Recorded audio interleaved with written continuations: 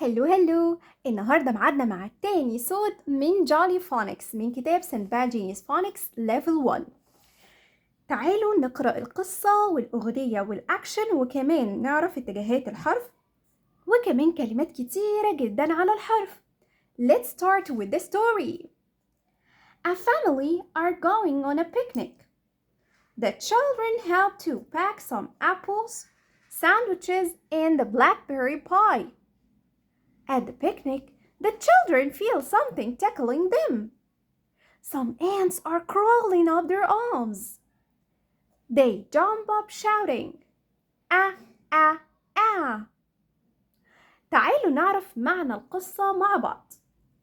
القصة بتقول لنا a family are going on a picnic.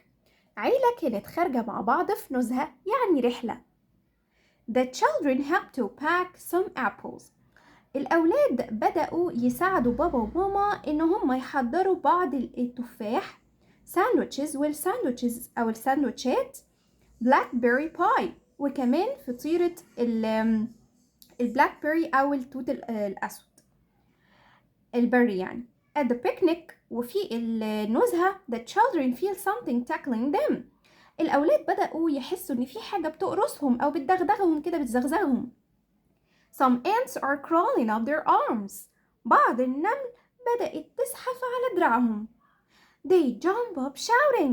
آ آ آ. بدأوا يصرخوا يعملوا صوت حرف ال A. آ آ آ. تعالوا بقى نشوف حرف ال A أو صوت آ موجود في كلمات إيه. Ants, ants. Apple, apple. Man, man. Jam, jam. Hat, hat.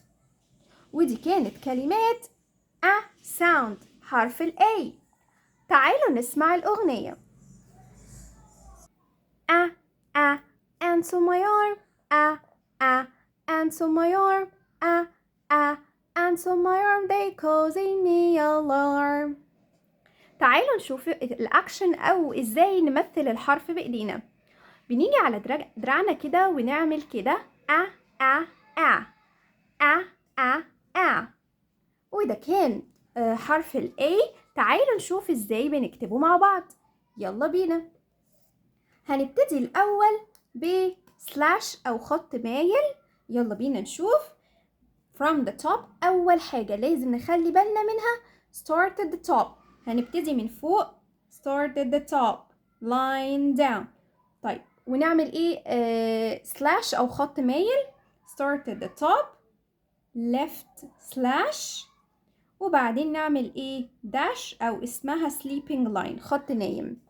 again start at the top slash او right slash start at the top left slash then dash. again start at the top right slash and left slash then dash. This is capital A. حرف ال A الكابيتال بيتكتب ما بين 3 سطور. طيب لو هعمل small a between the two lines اللي تحت. Let's draw a curve. أهو curve then line down. Again small curve then line down. A small curve then line down. This is small a. تعالوا نقرأ كلمات على صوت ال A كتيرة. axe alligator alligator apple apple ant ant. كده النهاردة ده كان درسنا على the sound of letter A. عرفنا ايه عن حرف ال A. عرفنا القصة بتاعته وازاي نمثله وسمعنا الأغنية وكمان اتجاهات الحرف وكلمات كتيرة جدا عليه. الدرس كان سهل وبسيط. كل مرة ان شاء الله هناخد صوت جديد ونعمل بلندنج او ندمج الأصوات مع بعض علشان نقرأ بسرعة جدا جدا جدا. ده كان درسنا النهاردة. تنسوش بقى لايك وشير وفولو لبيج ايزي انجليزي على كل المنصات. كانت معاكم مس رحمة شعبان. باي باي.